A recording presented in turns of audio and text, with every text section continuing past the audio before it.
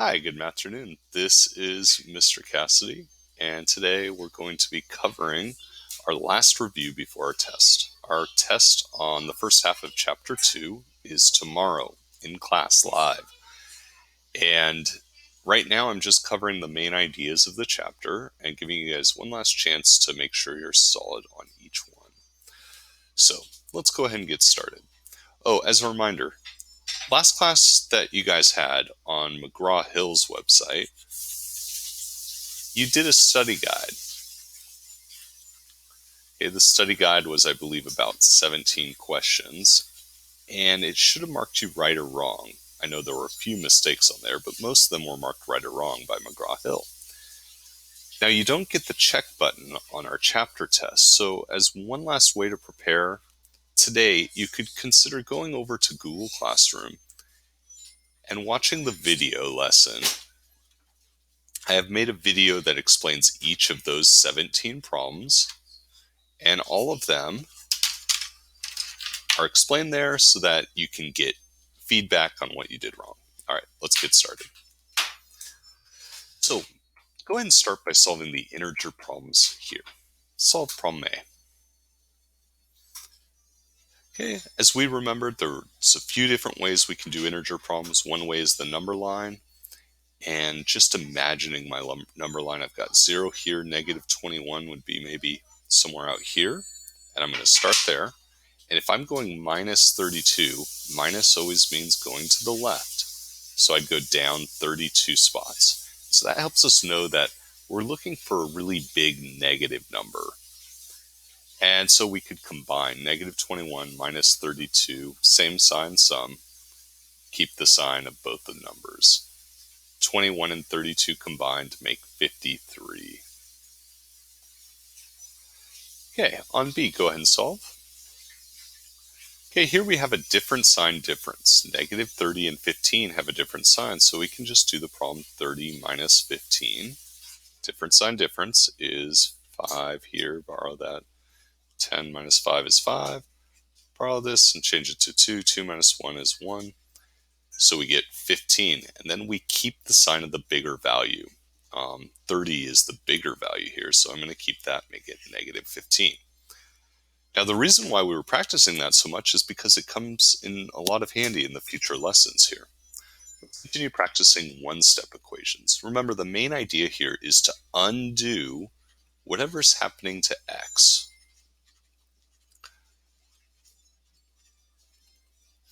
So let's go ahead and try problem C now.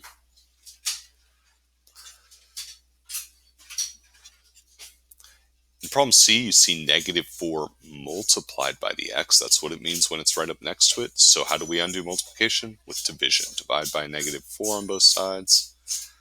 And we get x is equal to a negative 6. Okay, next problem, D. 0.6. Sorry, one second. Adeline, will you please be quiet? Thanks. 0.6x equals 42. Well, here we have multiplication as well. So I'm going to divide by 0.6. And I would just plug that into a calculator. 4.2 divided by 0.6 is 0.7. All right. Problem E, 2 plus x equals 44. Well, to solve, you would first subtract the 2 from both sides. And we get x is equal to 42. Okay. Remember, if a number does not have a sign, it is positive. So that is a positive 2. We would subtract the 2. Okay, for F, 2/5 x equals 1/12. I don't have enough room to write it here, so I'm going to do it a little bit out here. Go ahead and solve. Well, here, I'm going to flip over. Remember, the trick is flip over the fraction with the x. That's the 2/5. So I flip it over and I get 5/2 on both sides. Then I simplify. The 5's cancel out, the 2's cancel out, and all that's left is x. X here is equal to, well, 1/12 times 5/2.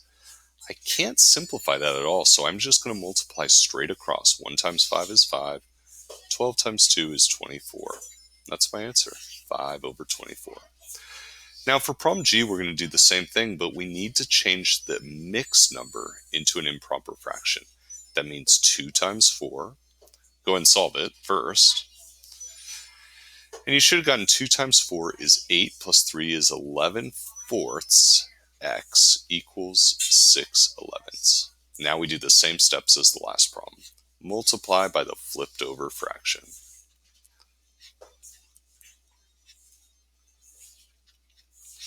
All right, and once again, I don't have a lot to cancel out here. X is equal to, I don't have anything I can cancel, so 6 times 4 is 24, and 11 times 11 is 121. That's our answer. Okay. So that covered lesson 1 in our chapter, 2.1. We're going on to 2.2 now, two-step equations. So what I tell you guys here is to work outside in. Start next to the x, but work from the number further from the x. That's the whole goal, and we undo two things in a two-step equation. So go ahead and solve this first problem where you see 4x. Solve for x now. Okay, you should have added 18 to both sides. And a negative 2 plus 18, that's that integer work here, is going to be 16. And on the left-hand side, we just bring down whatever's left. That's 4x. And we get 4x equals 16. I'm going to divide by 4 on both sides and get x is equal to 4. Okay, go ahead and try the second problem down here. Now, okay, what you should have done is, again, worked outside in. X is with the 2, so I want to first undo the plus 8. How do I undo plus 8? With subtraction, minus 8 each time. That gives me 5 is equal to x over 2. Well, x over 2 means x divided by 2. That means the same thing as x divided by 2. It makes it a fraction. So how do I undo division? With multiplication. So I'm going to times 2 on each side. Times 2. And those cancel out, and I get x is equal to 10. Okay, last. 5 minus x equals 15. Go and solve for x. Okay, and this one's a little tricky. If you got a little stuck here, there's a good reason why. First, I need to undo the outside in number. The furthest number from x is the 5 here, so I'm going to undo that with subtraction, minus 5 on each side. That gives me 10 on this side. But on the left-hand side, it's a little bit different. I need to bring down the minus with the x, so always be careful of that. Minus x equals 10. Another trick that we learn in algebra is if there's no number here, negative x, that does mean a negative 1 times x. There's always an invisible 1 if it's just the letter. So to undo negative 1 times the x, I undo multiplication with division. I'm going to divide by a negative 1. That gives me x is equal to negative 10. Positive number divided by negative number is a negative. So that one is a little tricky. Hey guys, here's a little tip. On multiple choice, if I have x plus 3 equals 4, and you have a few answer choices, A, x equals 1, and B, x equals 10, what you can always do is take the number and put it where the x is and see if it works. That's just using your brains and using your intelligence to solve the problem well. So here I could put this 1 where the x is and get 1 plus 3 equals 4. That's called substitution. And in this case, 1 plus 3 equals 4. Hey, that is 4. 4 equals 4. That means it worked. That means this is the answer for the problem. Okay, final two problems. This comes to us from lesson 3 in chapter 2, 2-3. First, we need to write an equation. Then we might solve them. So here, on the first problem, 4 less than 5 times the number. I always brainstorm above. Go ahead and try typing your equation here or picking the right answer from the multiple choice. Well, we should think 4. Less means minus. Than is our tough reverse word. And then we get sort of a group of words, 5 times the number. Well, that's 5 times n, because 5n is 5 times the number, Is means equals, and then 26. Well, let's go ahead and write it the way we should. The than needs to be reversed, so I'm going to do 5n minus 4 equals 26. That would be how we write this equation. Okay, and let's solve our final problem of the day.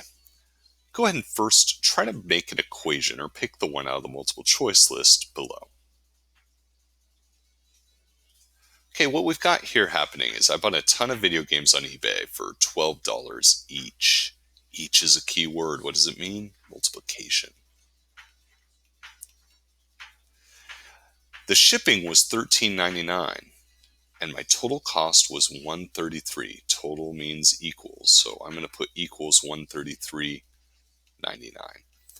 How many video games did I buy? So let's say G is going to equal the number of video games.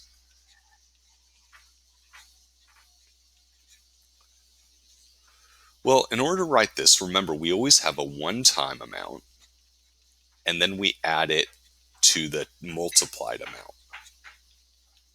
Okay? So we always set up these word problems are almost all the same. One-time amount plus the multiplied amount. In this case, shipping is the one-time amount, so I'll write $13.99 here.